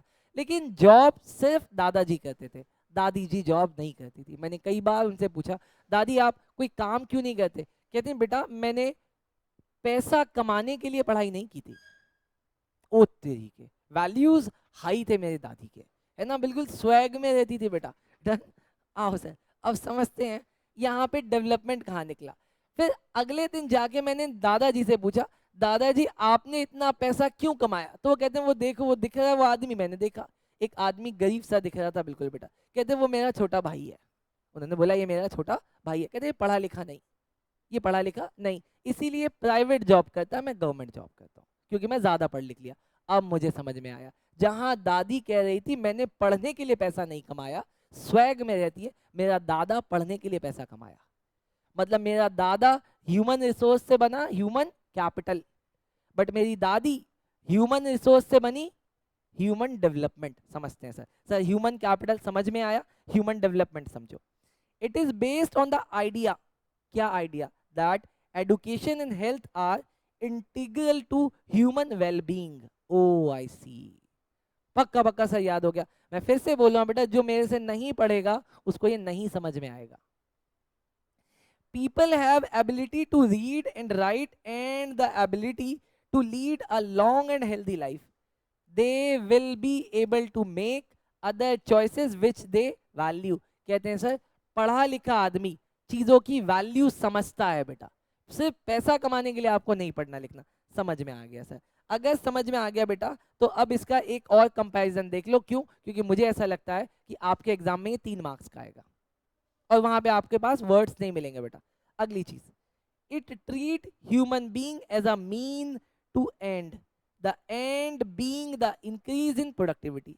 सर ह्यूमन कैपिटल सिर्फ और सिर्फ ह्यूमन को एक तरीके से मीन समझता है, ज्यादा पढ़ा लिखा आदमी ज्यादा पैसे कमा के देगा। In this view any investment in education या हेल्थ इज अनप्रोडक्टिव। ओहो, क्या बोल दिया मैडम, बहुत जल्दी पढ़ लिया आज आप, कोई बात नहीं। यहाँ पे देखना, बोला in this view any investment in education, मतलब पता है क्या कह रहा है, कह रहा है कि अगर एक पापा ने अपने बच्चे को पढ़ाया और बच्चा पढ़ने के बाद जॉब नहीं ले पा रहा, तो मतलब ये गधा था। देखो sir, it does not enhance output of the good and service. In this view any investment in education health is unproductive। कह रहे हैं सर अनप्रोडक्टिव हो जाएगा अगर वो पैसे नहीं कमाएगा। लेकिन इसने क्या बोला, बोल रहा है in this perspective human being are end in themselves। बोला ह्यूमन कोई मीन नहीं है, ह्यूमन कोई मीन नहीं है, वो अपने आप में एंड है। कहने का human welfare should be increased through investments in education and health, even if such investment do not result in higher level of productivity। समझ में आ गया। इनका कहना था कि सर अगर ये आदमी है और इसने एडुकेशन प्लस हेल्थ कर लिया फिर भी ये वेलबींग ही रहेगा, लेकिन सर यहाँ पे उसकी सैलरी इंक्रीज होगी तभी माना जाएगा कैपिटल। अगर प्रोडक्टिविटी इंक्रीज नहीं हुई मतलब सर कोई बात नहीं है। चलो सर, बस ये दो ही वैल्यू करनी थी, बेसिक चीज दोनों से रिलेट कर रही थी, ये आप खुद पढ़ना। अब आ जाओ सर अगली चीज में। अब सर एक्चुअली में पढ़ाई शुरू होगी कि आखिर इंडिया क्या कर रहा है। अब आप देखना सर, इतना तो हमने देख लिया कि क्या क्या चीजें होती है, अब इंडिया में क्या स्टेट है बेटा वो देखते हैं। State of human capital formation in India. क्या इंडिया सही में ह्यूमन कैपिटल बना रहा है? क्या इंडिया सही में ह्यूमन कैपिटल बना रहा है क्या? देखते हैं सर, आओ। स्ट्रक्चर, 2 मिनट का ब्रेक बस। आओ नलायक बच्चों, अब आगे करते हैं बेटा। State of human capital formation of India. हमारे देश में, इंडिया में कोई है जो बनाने की कोशिश कर रहा है ह्यूमन कैपिटल, या किसकी रिस्पॉन्सिबिलिटी है बनाना, या कितना बन गया, या कितना बनना बाकी है? स्टेट क्या है इंडिया का? आओ सर देखते हैं। स्ट्रक्चर ऑफ इंडिया बेटा, सबसे पहले India is a federal country with union government, state government and local government. Local government के अंदर कौन कौन आया बेटा? म्युनिसिपल कॉर्पोरेशन, म्युनिसिपैलिटीज और village panchayat. The constitution of India mentions the functions to be carried out by each level of government. अब मेरे constitution ने बोल दिया कि हर एक लेवल ऑफ गवर्नमेंट को क्या क्या काम करना है। अब इन्होंने बोला accordingly expenditure on both education and health are to be carried out simultaneously, मतलब तीनों लोग करेंगे by all the 3 tier of the government। भैया तीनों की रिस्पॉन्सिबिलिटी है पैसा खर्च करना इसके ऊपर। अगला, अब सर जब ये बात पता चल गई तो हम लोग रिस्पॉन्सिबिलिटी फिक्स कर देते हैं। देखो, रिस्पॉन्सिबल फॉर एडुकेशन, एडुकेशन के लिए कौन रिस्पॉन्सिबल है? इंपॉर्टेंट है, एग्जाम में एमसीक्यू भी आता है, वन लाइनर भी आता है, डिटेल भी आता है। In India ministers of education at the union और state department of education and various agencies. अभी समझना बेटा, जो सेंट्रल गवर्नमेंट ने मिनिस्टर बनाया एडुकेशन का वो, और हर एक स्टेट ने जो अपना मिनिस्टर बनाया वो, दोनों लोग रिस्पॉन्सिबल है। लेकिन इसके अलावा, क्योंकि हमें पता है बेटा मिनिस्टर्स क्या करते हैं, इसके अलावा कुछ इन्होंने ऑर्गेनाइजेशंस बनाया और उनको बोला ये तुम्हारी भी जिम्मेदारी है कि आप इंश्योर कराओ। वो कौन लोग हैं बेटा? 3 लोग हैं। ए, एनसीईआरटी, एनसीईआरटी की भी जिम्मेदारी है कि वो एडुकेशन को देखे। एनसीईआरटी की full form national council of educational research and training. दूसरा बेटा जो रिस्पॉन्सिबल है उनका नाम है यूजीसी। यूजीसी बोले तो यूनिवर्सिटी ग्रांट कमीशन। लास्ट बेटा AICTE, all India council of technical education. Sir मुझे पक्का पक्का याद हो गया अब तो ये। Facilitate institution which come under the educational sector. Sir CBSE बेटा इसके अंदर का विंग है, एनसीईआरटी के अंदर का। डन, वो बोर्ड है बेटा एक तरीके से, जैसे यूपी बोर्ड हो गया, राजस्थान बोर्ड हो गया, वैसे सीबीएसई हो गया बेटा। नहीं बेटा ये है ना, इसकी इन्होंने उनको एम्पावर किया हुआ है। चलो सर अब आगे देखते हैं सर। रिस्पॉन्सिबल फॉर हेल्थ, लिख मत देना जाके एग्जाम में बेटा, यही लिखना है 3 बेटा। डन। अच्छा अब भाई बेटा, हेल्थ के लिए कौन रिस्पॉन्सिबल है? The minister of health at the union और state department of health. Sir पक्का पक्का ये भी समझ में आया, हेल्थ के लिए जो स्टेट में है और जो, बोलो बोलो बोलो, यूनियन पे, दोनों लोग रिस्पॉन्सिबल है। लेकिन इन्होंने भी क्या बोला कि हमने भी कुछ ऑर्गेनाइजेशंस बनाए हेल्थ के लिए भी। पहला कौन? एनएमसी। एनएमसी बोले तो नेशनल मेडिकल कमीशन, और दूसरा आईसीएमआर बेटा, Indian council for medical research. Sir पक्का पक्का मुझे याद हो गया, अब मुझे सर कोई नहीं रोक सकता, मुझे पता है बेटा आपको याद हो गया। आपको मैंने क्या याद करा दिया स्ट्रक्चर में बेटा? State of human capital formation. अगर एग्जाम में सीधा 5 नंबर का क्वेश्चन आ गया, explain the state of human capital formation in India, तो सबसे पहले आप इंडिया का स्ट्रक्चर बताओगे, उसके बाद उसमें बताओगे कि एजुकेशन के लिए कौन रिस्पॉन्सिबल है, हेल्थ के लिए कौन रिस्पॉन्सिबल है, और उसके बाद लास्ट में बता दोगे स्टेट क्या है बेटा, स्टेटस क्या है बेटा। हाँ जैसे ही करा रहा हूं बेटा वैसा ही करना है। आगे, in a developing country like India with large section of the population living below poverty line, many people cannot afford to access the basic education and health care facilities। Low sir, India के ऊपर तमाचा मार दिया NCERT ने। उन्होंने इतनी सारी बातें बनाने के बाद बताते इंडिया में आज भी बिलो पॉवर्टी लाइंस के नीचे लोग बेसिक एजुकेशन और बेसिक हेल्थ फैसिलिटी नहीं ले पा रहे। बट उन्होंने क्वांटिफाई नहीं किया, बस उन्हें क्वालिटेटिव नेचर में बता दिया। आज भी भारत में स्थिति है और हम खुश हो रहे हैं, हमने G20 करा लिया। आओ सर आगे। A substantial section of Indian population can not afford to reach super speciality health care and higher education.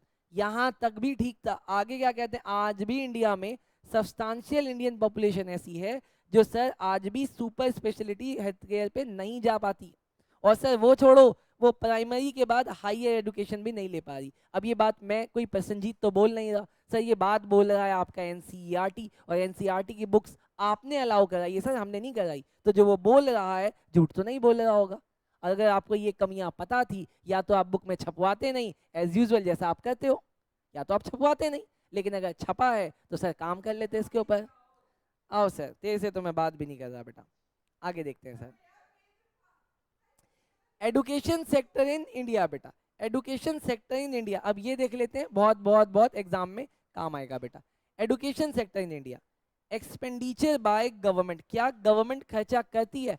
करती है सर, दो तरीके से खर्चा करती है। देखो, expenditure by government is expressed in 2 veg.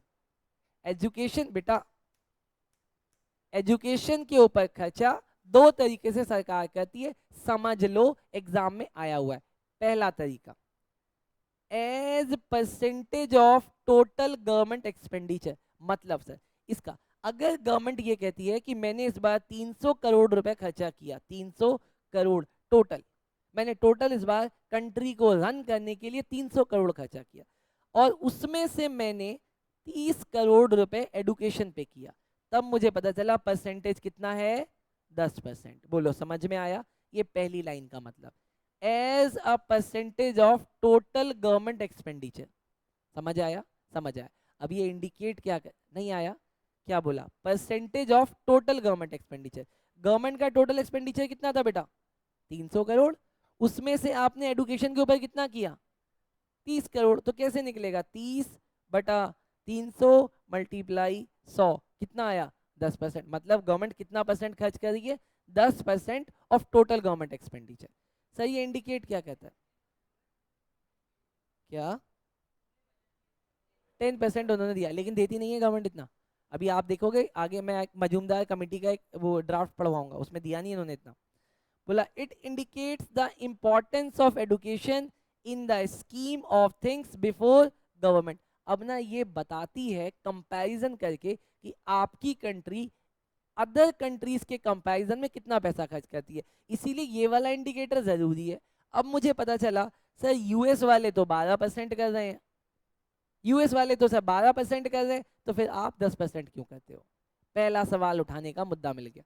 दूसरा sir, as a percentage of gross domestic product, बेटा ये इनकम के थ्रू उन्होंने निकाला कि आपकी जीडीपी मान लेते हैं, आपकी जीडीपी ऐसे 300 करोड़ की और आप अपने खर्चा करते हो सिर्फ 30 का, तो जीडीपी के कंपैरिजन में कितना परसेंटेज है बेटा? ये क्या इंडिकेट करता है? ऊपर वाला क्या इंडिकेट करता था बेटा, बोलो जल्दी?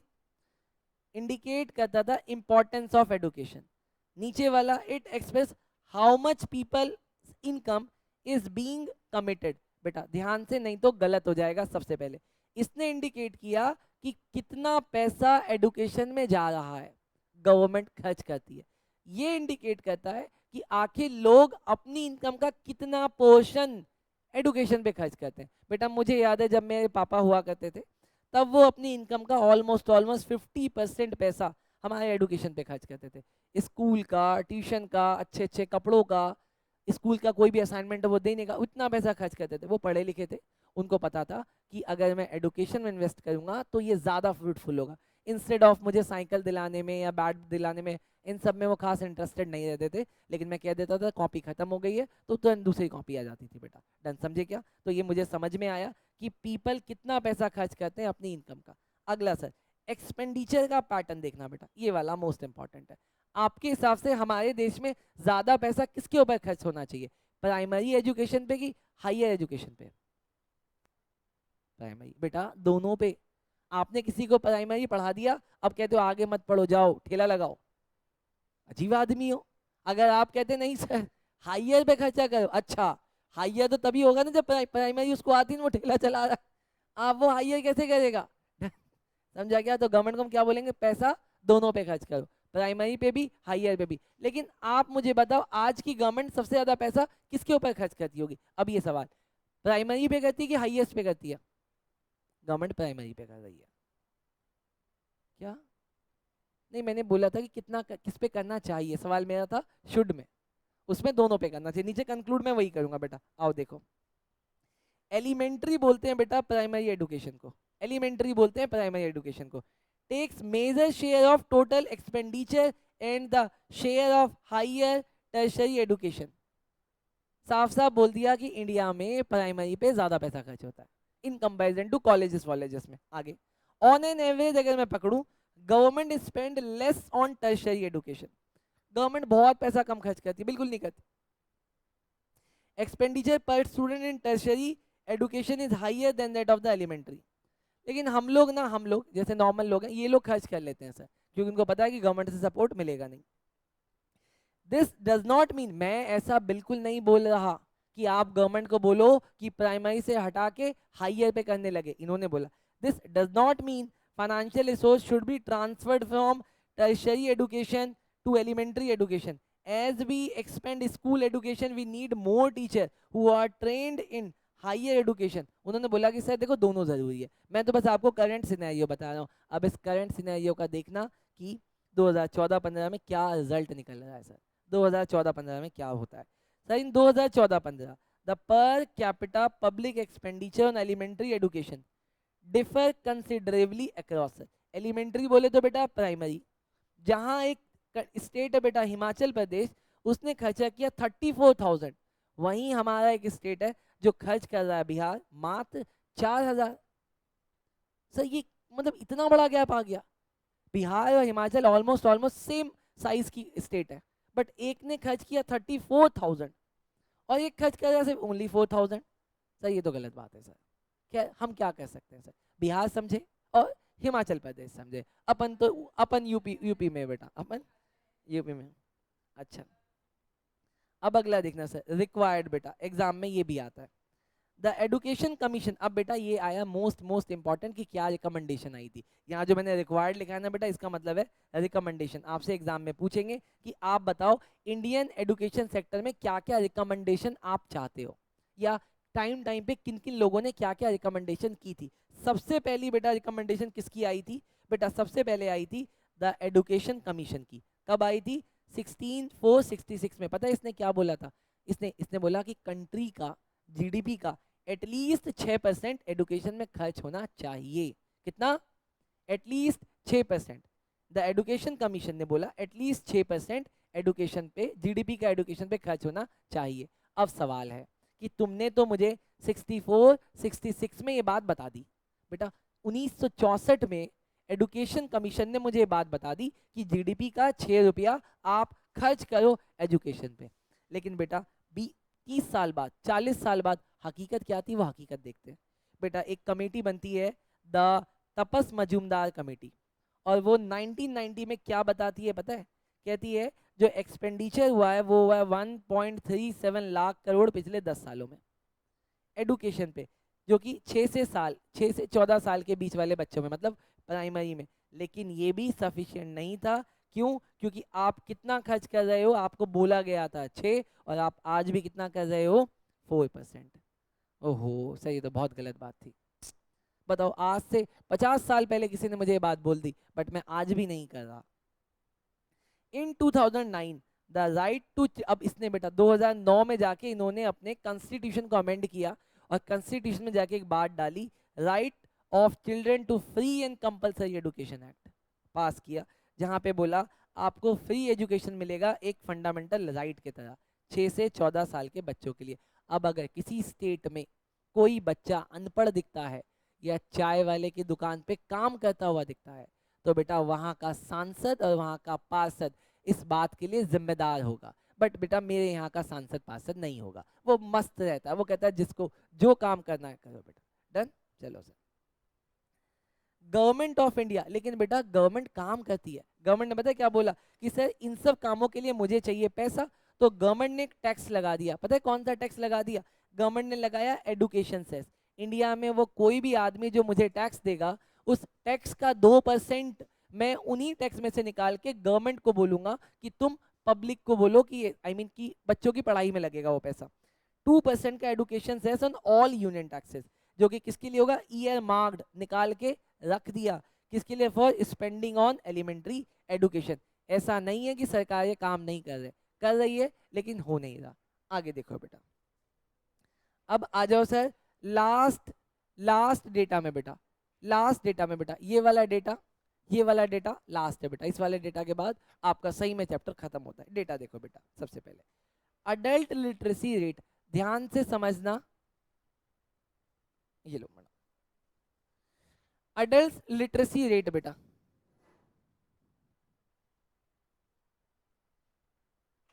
ये लो मैडम, ठीक है। देखो बेटा, अब ना इसको ध्यान से समझना, नहीं तो आप अडल्ट लिटरेसी रेट और यूथ लिटरेसी रेट में फंस जाओगे। अडल्ट लिटरेसी रेट क्या है, यूथ लिटरेसी रेट क्या है, एग्जाम में कई बार पूछा हुआ है, एमसीक्यू में भी। अडल्ट लिटरेसी रेट का मतलब है वो कोई भी आदमी जो 15 साल से बड़ा है, वो कोई भी आदमी जो 15 साल से बड़ा, और वो बड़ा कितना भी हो सकता है, 80 साल का भी चलेगा, अगर उसको रीड, राइट और बेसिक सेंटेंस फॉर्मेशन आता है, इवन इन हिंदी और इंग्लिश, रीड, राइट और बेसिक सेंटेंस फॉर्मेशन आता है, तो हम मानेंगे कि वो अडल्ट लिटरेसी रेट है। इंडिया में 1990 में अडल्ट लिटरेसी रेट कितना था?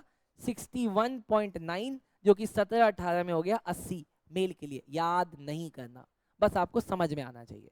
सर फीमेल का 37 से हो गया 66, याद नहीं करना, बस आपको अडल्ट लिटरेसी रेट का मतलब समझ में आना चाहिए। अब अडल्ट लिटरेसी रेट से आ जाओ बेटा यूथ लिटरेसी रेट में। बेटा दोनों में कोई फर्क नहीं है। यहाँ पे मैंने बोला 15 से बड़ा, आगे चाहे कितना भी हो, लेकिन यूथ लिटरेसी रेट में बोला कि भारत में कितने ऐसे बच्चे हैं जो 15 से 24 साल के हैं और उनको सेम ऊपर वाली चीज आती है, रीड, राइट और बेसिक सेंटेंस फॉर्मेशन, या उसको रीड करना। समझ आया सर? आज भी बहुत सारे गाँव में नाइट स्कूल चलते हैं, जहाँ पे वहाँ के मजदूरों को, अनपढ़ लोगों को बुला के पढ़ाया जाता है। तो सर आप उससे अडल्ट लिटरेसी रेट तो सही कर दोगे, लेकिन उससे आपका यूथ लिटरेसी रेट सही नहीं होगा। बट भारत में ये सही हुआ है, पहले 76 था, अब ये 93 है। चलो सर, बहुत बहुत अच्छा लगा बेटा। फाइनली बेटा एक चीज देख लो, प्राइमरी कंप्लीशन रेट, कितने परसेंट लोग हैं जिन्होंने अपना प्राइमरी कंप्लीट किया है? प्राइमरी बोले तो बेसिक एजुकेशन। सर पहले 78 लोग करते थे, अभी 93% लोग अपना बेसिक एजुकेशन कंप्लीट कर लेते हैं बेटा। फीमेल में ये ज़्यादा है बेटा, 96 है, बट फिर भी कहते हैं कि औरतें नहीं पढ़ती बेटा, पढ़ तो रही हैं, और औरतों से पुरुषों से ज़्यादा पढ़ रही है बेटा। लास्ट कंसेप्ट बेटा आज के दिन का, इसके बाद खत्म बेटा। फ्यूचर पर्सपेक्ट बेटा, अब इसमें जितने भी ब्लॉक बनाए ना बेटा, मैंने जितने भी ब्लॉक बनाए, ये सिर्फ मैंने एनसीईआरटी से निकाल के नहीं बनाया बेटा, ये क्वेश्चन बेस्ड भी है बेटा। जो पिछले सालों में क्वेश्चंस पूछे गए थे उसके अकॉर्डिंग मैंने ब्लॉक्स बनाए बेटा। जैसे कि पहला ब्लॉक, एडुकेशन फॉर ऑल, सबके लिए education still a distant dream, आज भी एक अधूरा सपना है। एग्जाम में क्वेश्चन है क्या, education for all still a distant dream, आज भी एक अधूरा सपना है।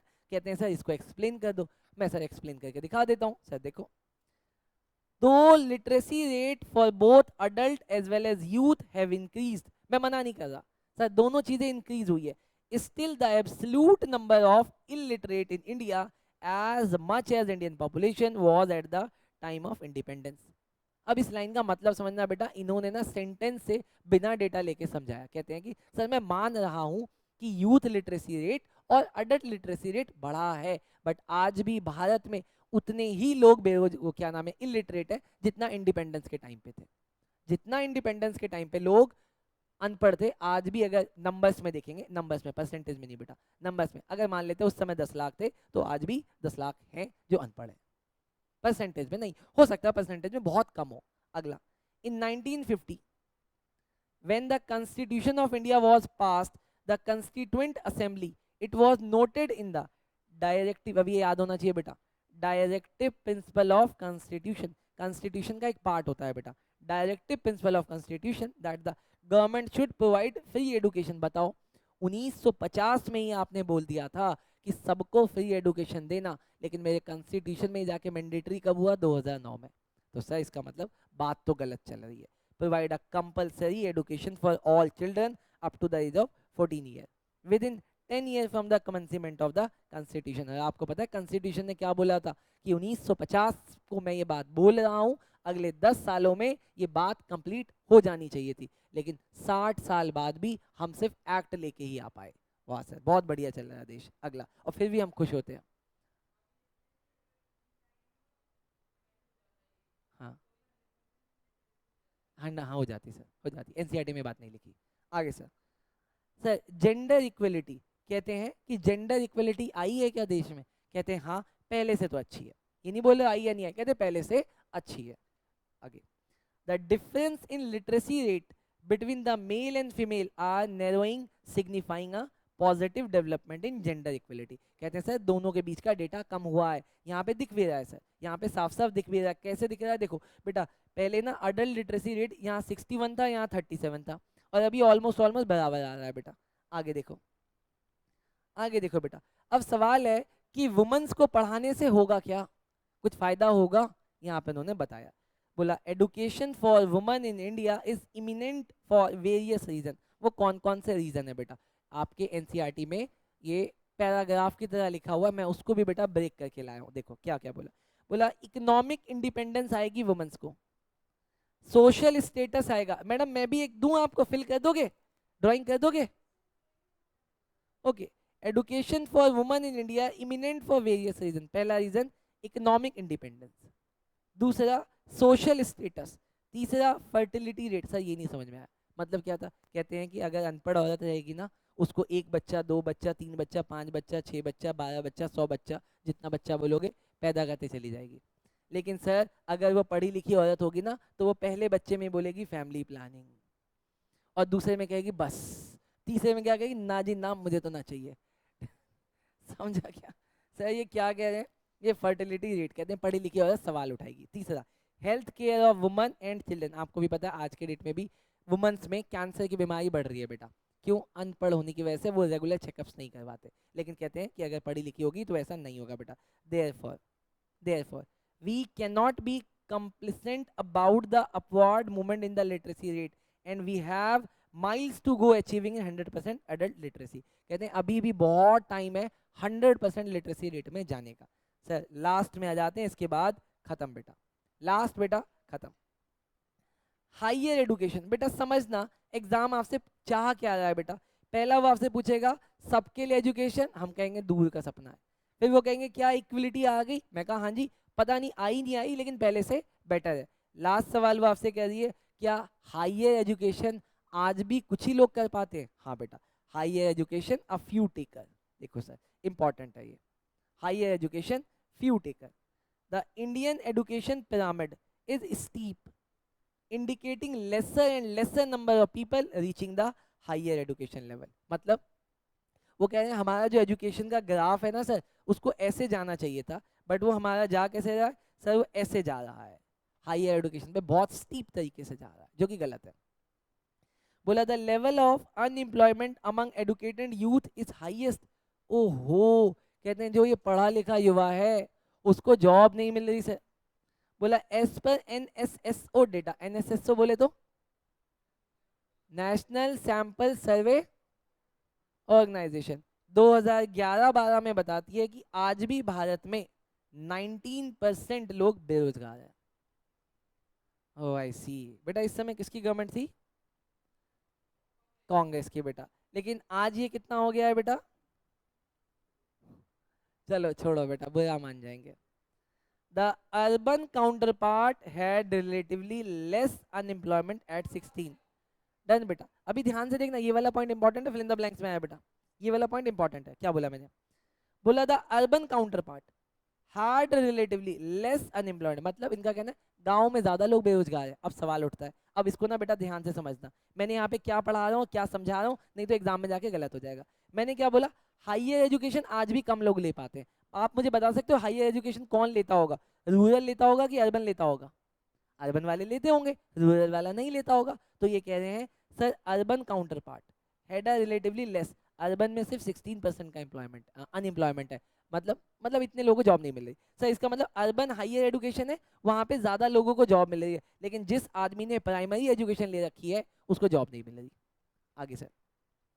The most severally affected ones were young rural female graduate, गांव की वो औरतें या लड़कियां जिन्होंने ग्रेजुएशन की है, 30% ऐसी औरतें हैं जिनको जॉब नहीं मिली है। In contrast to this, only 3 to 6% of primary level educated youth in rural and urban area were unemployed. लेकिन सर यहाँ पे समझ में नहीं आया। कहते हैं सर जिन्होंने 3 से 6% है प्राइमरी एजुकेशन ले रखा है यूथ ने, चाहे रूरल हो या अर्बन हो, वो अनएम्प्लॉयड है। मतलब ज्यादातर लोग कौन अनएम्प्लॉयड है? वो जो ज्यादा पढ़ रहे हैं, जो बीच में सर, जो बीच में है। The situation is yet to improve as indicated by the periodic labor force survey 2018। कहते सर ये डेटा ना और रिफाइंड होगा, इसका सर्वे आने दो। इन्होंने लेकिन सिर्फ नाम लिखा, डेटा नहीं डाला, तो मैं कौन होता हूँ बेटा डेटा डालने वाला। Therefore the government should increase allocation of higher education। इसीलिए हम गवर्नमेंट से अप्रोच करते हैं कि आप ना हायर एजुकेशन का शेयर इंक्रीज करो and also improve the standard of higher education institution, institution का लेवल भी बढ़ाओ, so that student are imparted employable skill in such institution. बेटा बहुत जनरल था, अब अगर आप इसको सिर्फ 2 3 4 5 बार गो थ्रू कर लोगे आपको सब आसान लगने लगेगा बेटा। इसके बाद अब मैं सीधा आपको इसका क्वेश्चन बैंक दूंगा, लेकिन तब जब आपको ये याद हो जाएगा। जिस भी बच्चे को याद हो जाए सिर्फ ये मेरी वाली शीट के 5 पन्ने, आप मैजिक देखना बेटा। जब मैं आपको क्वेश्चन बैंक भेजूंगा, क्वेश्चन बैंक के अंदर 5 5 नंबर के क्वेश्चंस भी आपको आते होंगे। बहुत सेंसिबली इस नोट को मैंने बनाया है, बस आप एक बार इसको ध्यान से पढ़ लेना बेटा। पढ़ने के बाद क्वेश्चन बैंक आपको आसान लगेगा, जिसमें 2019 20 21 22 के क्वेश्चंस होंगे, और आप देखना आपको वो क्वेश्चन फॉर्चुनेटली आते होंगे। सैम्पल क्वेश्चन पेपर के भी क्वेश्चन होंगे, और देखना वो आपको सर ये तो मुझे आता है। क्यों? क्योंकि बेटा वो इस नोट्स का जादू होगा, आप बस इसको पढ़ लेना। चलो सर, ये वाली क्लास यहीं तक थी, थैंक यू।